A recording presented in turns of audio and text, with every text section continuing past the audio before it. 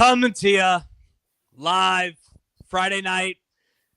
The Warriors lose to the Rockets in Game 6, 115 and 107. Sage, Fred VanVleet hit every shot possible. The Warriors look exhausted, and a situation where if you win tonight, you play Minnesota, you feel good heading into the second round. Now you got to play Game 7 with tired legs, and it's looking like the season might be over. Felt like the season died. It felt like the season died tonight. I mean, we'll get into the Game 7 preview. It wasn't good. We'll talk about this game, but I mean, you give yourself a 1-day buffer between the series now. You win Sunday, and you're right back at it on Tuesday, going into a fresh Minnesota team that's rested and young. Fuck and just Minnesota, dude. Fuck Minnesota. No, I know. I mean, we don't even know if we're going to win on Sunday now. No, I'm saying even if you win, it just feels like the season ended tonight. Like it's a gloomy day in the Bay Area. Like you can win, you're pretty much back to playing with house money, but it's not good. It's not good. Just felt like everything died today. It's not good. I think the thing that scared me the most, Sage, is just the difference in how the two teams look. Like the Rockets looked like they got more energy as the game wore on.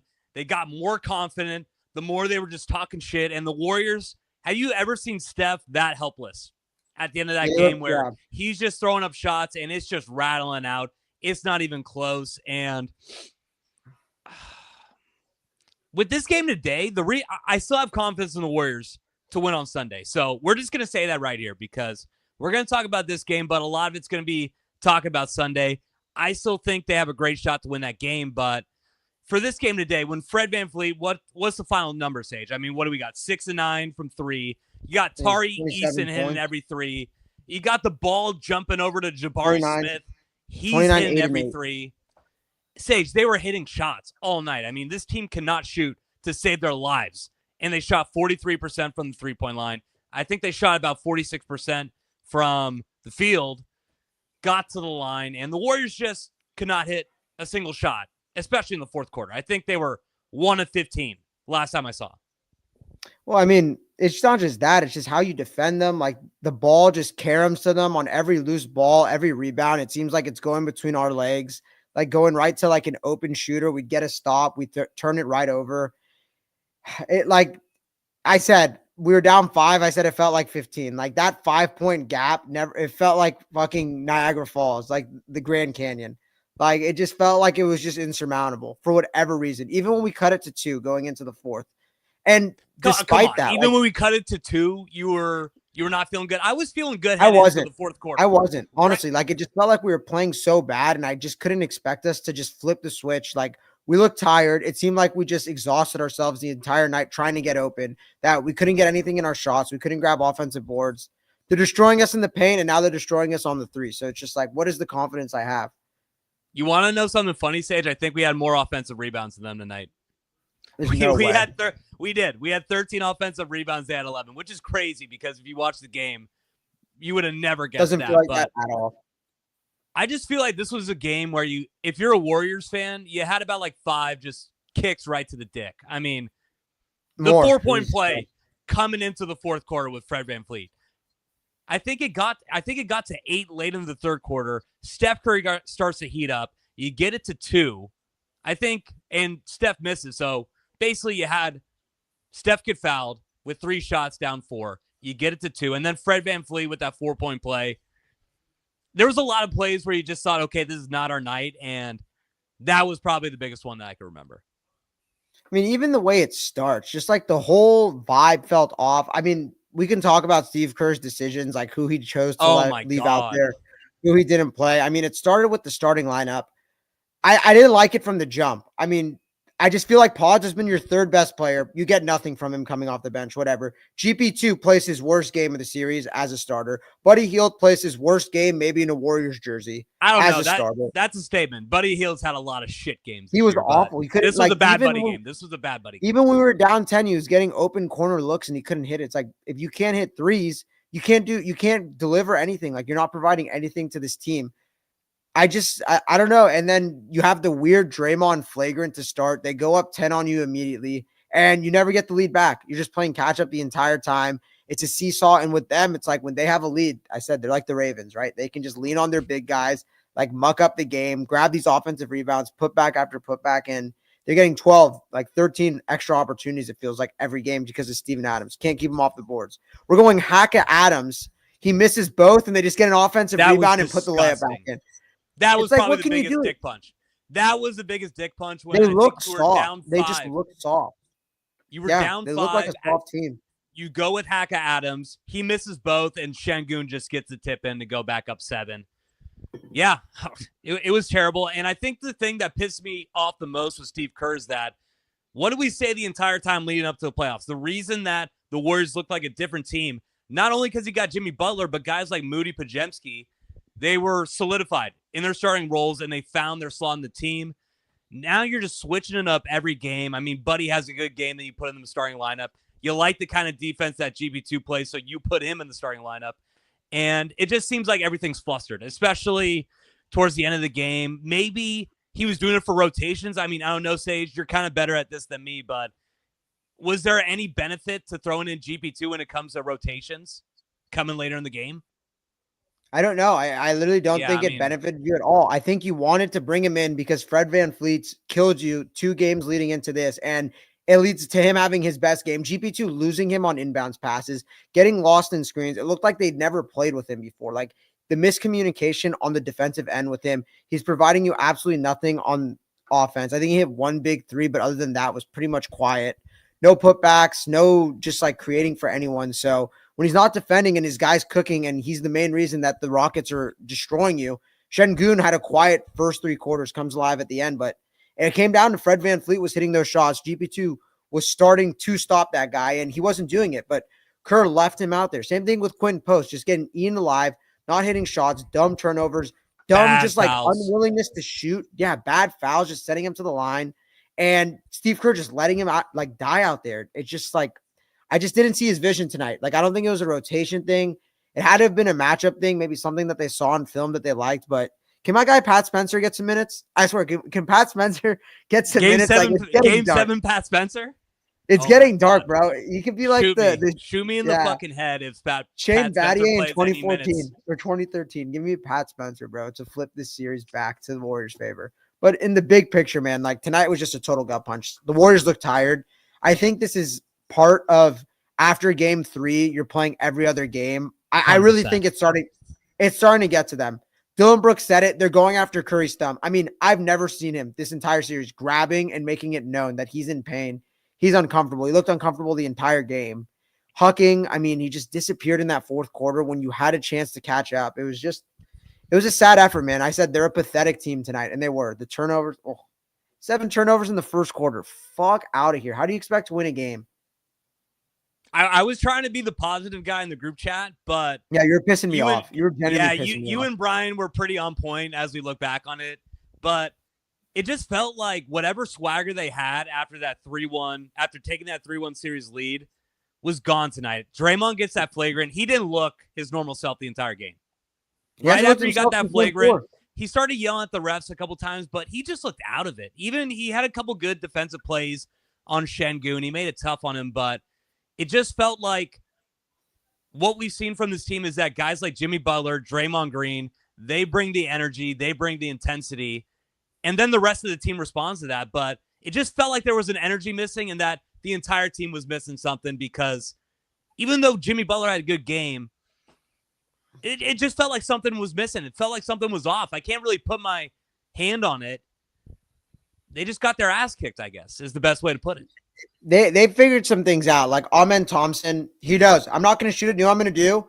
You're going to give me 5 feet of space. I'm just going to go head down, get a head start here, and just drive to my right, elevate, and no one's going to stop it. Finishing like he's 2015 Kyrie now. Like, literally cannot keep him off the glass either. He's giving you issues.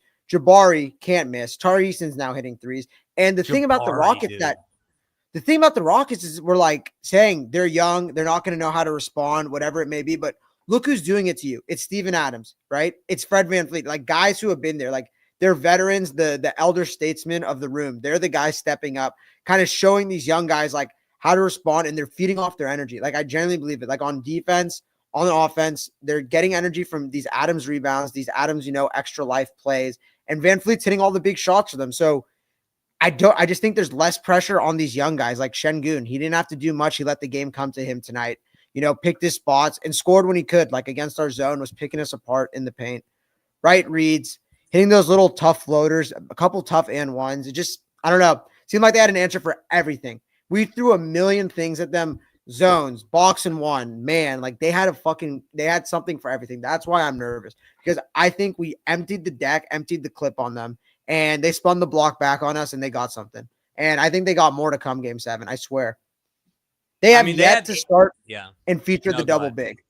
They haven't even like that double big lineup is murdering us, and they're not even starting it. It's like they're just saving it in their back pocket. I mean, when we say that the Rockets are 8 deep, like they're 8 deep. Like you said, Jabari Smith, Tari Eason, Steven Adams.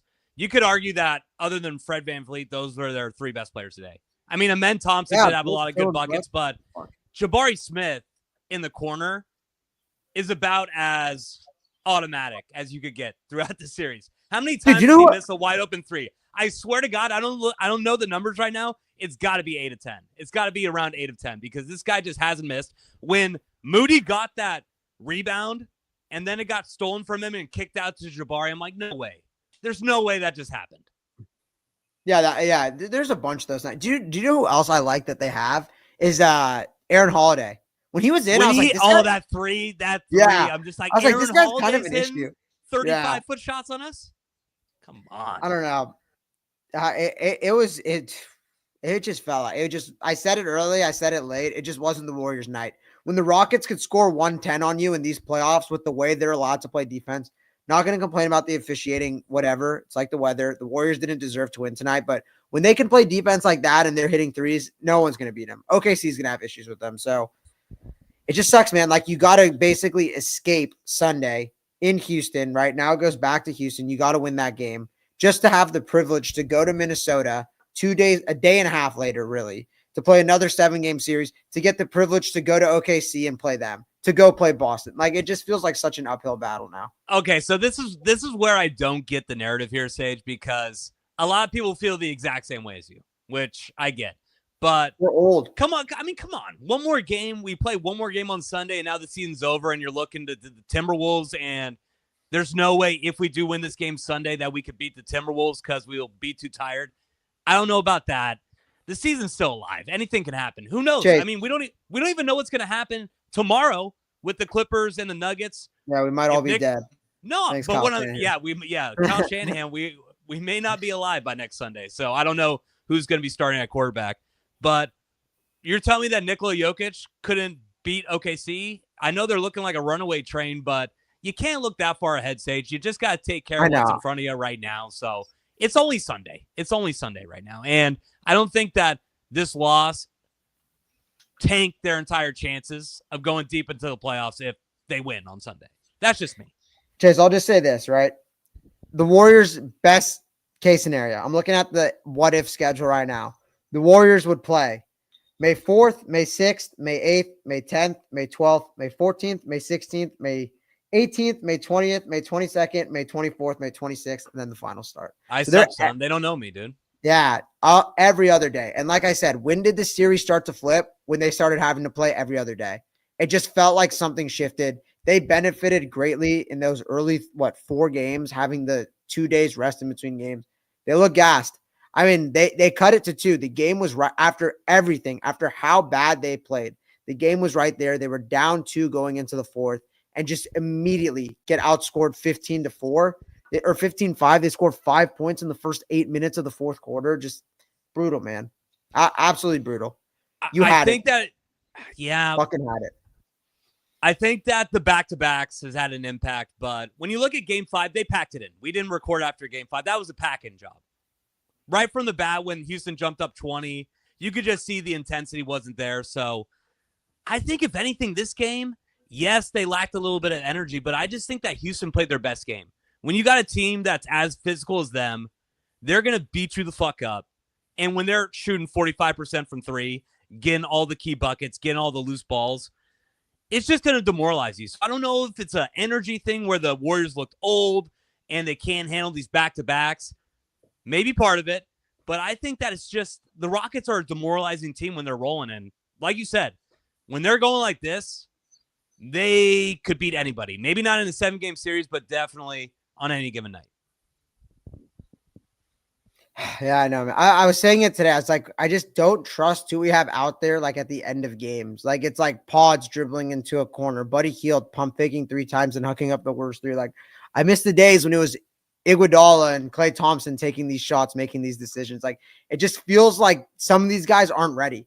Like Pods couldn't hit the side of a barn today. Buddy Come Hield looked on. frazzled. Pajemski had a good stretch there. He kind of toned down at the end, but everybody did. I don't think it was his fault. Like I genuinely think him not starting just messed up his whole flow, his whole rhythm. But I thought Moody played a great game. I thought he couldn't miss. I thought he was playing good defense. Steve Kerr just didn't want to play him. No, you're gonna say something? What? It seemed like no. So this is what I wanted to do. We dived into all the negatives, right? We didn't do a fanboy response, say, hey, game 7's on Sunday, we'll be fine. There's some issues. There's some issues that the Rockets are presenting us right now, so we have to be real about that. I wanted to bring up one thing before we bring up the positives about today. What's your take on Chase Center? Is it just a joke at this point? They seemed like there was no energy in the building. We know what's been going on with the shirts. Everybody in the lower bowl not wearing the shirts, but right out the gate. But this is a closeout game where it felt bigger than just a regular Game 6 closeout game. You got an older team. You don't want to go back to Houston. This felt about as much of a Game 7 as a Game 6 could be. They gave him towels. And there was just no energy. They gave him towels. They were fucking, it's like Heinz Field with the fucking terrible towel. That's what we got to do to hype up the crowd now? We got Steph Curry playing for the Warriors, and we got to get the towels in there to get the crowd hyped up? What a fucking joke. He hits that and one on Dillon Brooks to cut it to 4 where he's like fading to the baseline right in front of the Rockets bench. He has to go on the baseline and pump up the crowd because they're not cheering. I thought it was disgusting. I seriously thought it was disgusting, like the effort from the crowd. They move in, they get in slow. Obviously, 6 o'clock on a Friday, people funneling in from work, especially that lower bowl. Brock Purdy's in the crowd. Get the fuck out of here with the right out of work franchise excuse. Quarterback. I mean, bro, it's just true. Like I had tickets, I had to cough them up. Nobody works on Friday, Sage. Nobody gives a shit about work on Friday. You, bro. I'm in sales. There's nobody in the office on Friday. That is no excuse for you not to be rowdy. Get a couple drinks in before you get into the stadium. Come on. I mean, I was there game 3, and I thought the energy was great. I texted after. I said that's one of the loudest games I ever been to. I've been to a few finals games, a lot of playoff games. I don't know. I thought the crowd was fine. I thought they were nervous though. Like you could feel the nerves like the whole time. Like we're down 4, no one's standing. It just felt like a scared building. Warriors fans have been down this path. It's trauma, right? We know what it's like to blow a 3-1 lead, and it just sucks because you're pointing to the other side, and it's Fred VanVleet and Alperen Şengün and not LeBron James. So I don't know. Who do you think is under more pressure Sunday? Really quick. If you got a couple whiskeys into Draymond Green, Klay Thompson, Steph Curry, just chilling on the couch with them and just ask them, hey, give me your opinion. What's the difference between the Oakland crowd and the SF crowd? Like how bad was the SF crowd? Yeah. I think they would genuinely light up the SF crowd. They'll say it when they retire. They'll have one of those Isaiah Thomas, Magic Johnson sit downs like this. Yeah. The Shaq and Kobe. They'll get one eventually. Like how Draymond did it with Steph after the 4th championship. They'll have a real one where they're not playing in front of the crowd, and they'll let him have it. Like they'll talk about all the difference in the world. Klay was pretty vocal about it when he left, and he said it was one of the things that it felt like it lost its aura, its magic. And I mean, all the fans know it. All the real fans, they're the ones in Thrive City. Like Chase, you remember Jeremy? We interviewed Jeremy the other day, like out in Thrive City, like oh my in god, the cold. Jeremy. And that's a real fan, man. Like where I'm sitting down at the bottom, it's like you can just tell, man, it's more of a tourist attraction now. It's so damn expensive. Like today, lower bowl was like $650 minimum. Fuck's gonna pay that? It's so expensive, but you always saw this team. Yeah, go ahead. No, sorry. I thought if you have another point, take it. No, just really quickly, because you always saw Steph Curry, Klay Thompson. They shouted out Oakland like it was their home, and you've never heard them say one thing about San Francisco. They always shout the Bay, but even in that 2022 run, like you'd always see Steph like trying to hype up the crowd. He never had to do that in Oracle, so I thought that was a big point because this is a big closeout game. We kind of always expect this crowd to give the Warriors a boost, and I almost thought it was a negative today. So I just wanted to bring that up. I know, bro. Vibes were high. Rolling into the game, I got my Bonita Crunch Wrap. I'm ready, ready to go. Just I'm feeling it, man. I'm feeling it. I just right out the bat, just absolutely shit themselves. But from what I was saying, who do you think is under more pressure Sunday? Because now I think it kind of flips back to Houston, where this feels like one of those things where you make that huge effort mid game, to tie the game, but then you run out of gas. I think maybe we just took their last punch, and Sunday might be a little different. Like I said, it reminds me of that Kings series where we lose game 6, you go back to Sacramento for that game 7, kind of like the whole crowd, the whole team's, internalizing, the fan base is depressed. They feel like they just blew a game 6 at home to take the series. But what do you think? I think the Rockets definitely have more pressure because when we really come down to it, after 2022, Steph Curry, Draymond Green, Steve Kerr, they have nothing to be nervous about. Their legacy is set. The Rockets are the team where you got a chance to really start something good going here. You beat the team that's been running the NBA for the past 10 years. Let's be honest, you basically retired them. I think that you could almost say that the Warriors get retired if they lose game 7 on Sunday. And then who knows? You could maybe make it to the Western Conference Finals. If you get a good little rollout, maybe you don't have to play OKC. I think this team can make the finals. I think they're that good. So it's the Rockets. They're at home. We've seen, Sage. Yeah, it's a different, We've seen the Warriors roll into Houston for a game 7. And the Rockets, it did not go good for the Rockets. So can I be honest with you, though? I think Rockets fans. No, actually, I don't think it's the Rockets or the Warriors. I think the Rockets fans have the most at stake. What happens what happens if the Rockets fans get their hopes up after game 4? You think, okay, this team just owns us. There's nothing we could do. In 10 years, I'm going to still have nightmares of Steph Curry hitting threes on every Houston Rocket. Now you almost get like a second chance of life. And what if Steph Curry just puts up 40 and just put the dagger in you again when you thought that you had him? Yeah, we could live in imaginary land. I don't think that's going to happen. I think it's going to be a rock fight. I think, okay, guess the over-under on that game right now. The line's out. Oh, dude, I couldn't even tell you over-unders for NBA. I'd probably say maybe 212. 200 flat. Wow, that's it? Yeah, it's going to be a rock fight, bro. What's the line? What's the line? Yeah, Rockets 2.5. I think I'm gonna have to go down with the ship on that one, Sage. I think I'm gonna hammer Warriors money line there. Yeah, come on, that's a good bet. That's a good last chance to bet. This could be your last chance to bet them. It shouldn't be your last chance if you're gonna bet them, but you never know. I'm going down with the ship, man. But okay, some positives. Like we said, Moses Moody. I thought he played great. You gotta bring back that original starting lineup. Yeah, you have to. I don't know why you ever changed it. If Buddy Hield honestly should get 10 minutes a game, 10 minutes next game, let alone be in the starting lineup. Chase, which game do you think the Warriors look the best this entire series?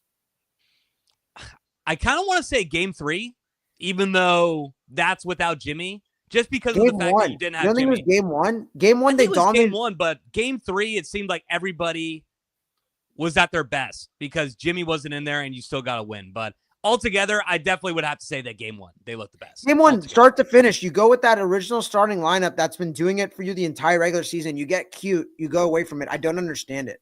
I guess the Rockets adjusted. They started giving Steven Adams more minutes, but I don't know if it wasn't broke. Like, why fix it? Like, Jimmy goes down, you get some Jonathan Kuminga minutes. Like, you're experimenting with guys like Guy Santos. Like, go with what's been working. Just die, like you said, die with the ship. I'm gonna die with the ship. I hope Kerr does too. Go with what got you there, right? Stick with those guys. What were they? 19-2 as a starting unit throughout the regular season. Just go with it. Permission to go ahead? Go. Bad Steve Kerr series. Bad. He essentially, it looked good up until game 4, but what happened the last 2 games, Sage? I thought what he did game 3 you had the chance to have really fucked up something good going. This lineup was what, 20-2? The entire time that you put them out there. And the biggest time of the season, you're up 3-1, you're humming. Then you switch up the entire lineup. And now it seems like we can't get a flow going. I hope that he just gets back to it. You still got time. But not only that, the Jonathan Kuminga experiment is an official nightmare. If it wasn't already. Game 5, you couldn't play him. 1-0 in the games he played. He suited up today. Jonathan Kuminga couldn't have gotten minutes and just nothing. Not even a single thought of putting Jonathan Kuminga into the game. I'm honestly disgusted with the fact that we've gone here. This was a guy when He came back from injury. After you got Jimmy Butler, the entire team was humming. We thought this would be our third guy who could lead us to the promised land. Be that guy that is going to be around Steph and Jimmy. What were we missing tonight, Sage? A reliable third scorer. So I'm just sick. I'm sick to my stomach about this Kuminga situation. And I want to blame Steve Kerr. I don't think it's Steve Kerr's fault. I'm going to go back to the well. Throwback. Bob Myers absolutely destroyed that pick. But let's see. Rockets are a plus 53 with Steven Adams on the court, minus 39 with him off the court this series. So he's been the difference. He's been night and day. He's been the Bible, the God, whatever. He's been everything for them. He flipped the series, and we just have no answer for it. Kevon Looney looks like a skeleton out there. Quinn Post is soft. 1 rebound in 20 minutes today, 5 fouls. Like, dumb, committing dumb fouls. I don't know. Like, you just got to hope it's a hot shooting night for Steph, or these guys just can't hit their shots. Can I be honest, though, Sage? We have the two best players going into Game 7. Usually, that's a great sign. I mean, that's exactly what you want to have. I would take Steph and Jimmy over home court advantage. I don't even think that's that big of a thing anymore. It used to be, I think, about 10 years ago. But now with how they're traveling, like they used to have to bus it to Game 7s, and that's where you just got rolled. They'll be in Houston within 5 hours, 6 hours. Yeah, I mean, they're in luxury jets going over there. They're staying at the nicest hotels. So, in Houston, we brought it up before the series started. That's not really a home field crowd that I'm scared of. So, I got Steph. I got Jimmy. This game sucked dick, for sure. But you got to be confident, man. Plus 2.5, I'll take that all day. I'll take that all day. You don't seem as confident. Sage, I'm trying to pull it out of you. I'm just shrugging you off because you're saying plus 2.5 and not money line. Like, when they lose by 2, you're going to be happy? Oh, well, okay, come on. I mean, I'm not taking plus 2.5. I'm taking the money line, but I'm just saying that's what they set the line at. Come on. You always got to bet money line with your team, favored or underdogs, no matter what. That's a rule. I don't know. We'll see, man. You're a lot more confident than I am. I think they figured something out. We figured something out, and then they figured out what we did, and then they refigured us out. What did the Rockets figure out? If you beat the shit out of Steph Curry, that he's not going to be as good. I mean, Sage, we're not big go at the ref guys. Yeah, Chase, but it's crazy. Spoiler here. Fucking crazy, dude. We had a couple. He's getting held every single play. He is. We had a couple ace up our sleeve TikToks that we were holding on hoping this team would. Yeah, no, I will say. Yeah. Sage, pros from this game. Now we have 2 TikToks that we were late to post that we could post because there's a game 7. Yeah, so we'll see. We'll see how this goes for the West Baden Down boys. We wanted to come at you live at the Chase Center. You know what the best part about this is, Chase? If we win this series, we got a game at the Chase Center next weekend we could go to. If you guys like that content. We said it last stream that we had some big things coming. You want to live stream with all the Warriors fans at Thrive City for Game 7? It wouldn't be a bad idea. I'll be honest, Sage. Okay, so if you're on the stream right now and you're one of the Warriors fans who goes to watch at Thrive City for an away game, I'll never do that. I just don't get that one, Sage. I get that a lot of people do it. That I'm a big sports fan. I cannot get behind that. I think that's ridiculous. I don't hate it. I think it's a good atmosphere. Like, and that, especially now that they have Splash, go get some food, maybe poke your head in. It's not awful. If it's like a good, good weather. What time do you think there's 2 games Sunday now, huh? No. Tomorrow's Clip Show, Nuggets, and then we're the only game on Sunday. No, they got the 5:30 tip. 5:30 tip. No, we're the first game Sunday because they got Pacers Cavs game 1. Oh, that's right. I forgot about second round coming up. No, we are 5:30 tip. Dude, the over-under's already moved up 2 points. 202 now. That's so funny. So basically, you just got to hope that Fred VanVleet. So what are the final stats on his last 3 games? 17 of 25 from 3. It was like 7. No, I think it was 17 for 26 from 3 now, or 16 for 26. Yeah, we could use. We could use a kid again. We could use a game 1 Fred VanVleet performance. Game 1. Like my life depends on it. I mean, yeah, jump out to a quick lead. That I feel like that's one thing the Warriors really haven't done all series. Like, have they had any games where just like right away jumped out to a 10-point lead other than game 4? Yeah. I was gonna say game 4, and they've choked it right away. That was it. But I feel like the Rockets have been getting every first quarter of the series so far. It reminds me of the Boston series in the finals, where you just always have the slow start and then you respond in the second, third quarter. But we haven't had any of those vintage third quarters. That's the problem. A lot of things. Yeah, we got no third quarter dubs anymore. It's sad, man. It went with Clay. It's sad, but if you could get out to a big lead right away, you're going to shut that Houston crowd the fuck up. They're not going to be saying anything. They don't worry me. The crowd doesn't worry me. Like Jalen Green, I have no faith in Jalen Green to have a good Game 7. I think he's going to put up a dud. He kind of put up a dud today. With all the positives with the Rockets, I feel like he was one of the guys that didn't impress me. Dillon Brooks got into foul trouble. Any fights? Are we going to get – is this going to be like an all-time Game 7, you think? I mean, Draymond has 2 flagrant points now. He's 2 away from being suspended a game. This is all too reminiscent, man. It's just all too reminiscent, I swear to God. So we got what? So that's 5. This is going to be the 6th Warriors Game 7 of this entire dynasty run. Can you name the other 5? Can I name the other 5? Okay, obviously, yeah, Cleveland. I got them right here. Okay, Cleveland, Sacramento, Hold up, Clippers. Go the year in the round. Okay, I'll go backwards. Okay, so the most recent was Sacramento in the first round, 2023. Okay, then it was 2019. No, Cleveland, 2016. No, so Houston. Houston, 2018. Yeah. Game Houston, 7. Yeah. Houston 2018, Cleveland 2016, Yep. Thunder 2016, and then Clippers 2014. Yeah, 2014 Okay. Young Dubs. But So what is that? So basically we're 3-2 all time in Game 7s. You got to say that experience matters a little bit in these situations, right? I mean, basically 3-1 since you won a to. championship. It's got to. Yeah. Since your first Game 7, you're 3-1, right? That's a good sign. That is a good sign. It's hard to really say because I don't know. I could see the Warriors coming out flat on Sunday, but Steve Kerr said Jonathan Kuminga will play Game 7. Did he really? Yeah, I swear to God. What perfect timing, Steve Kerr. Yeah, just tank the guy's confidence.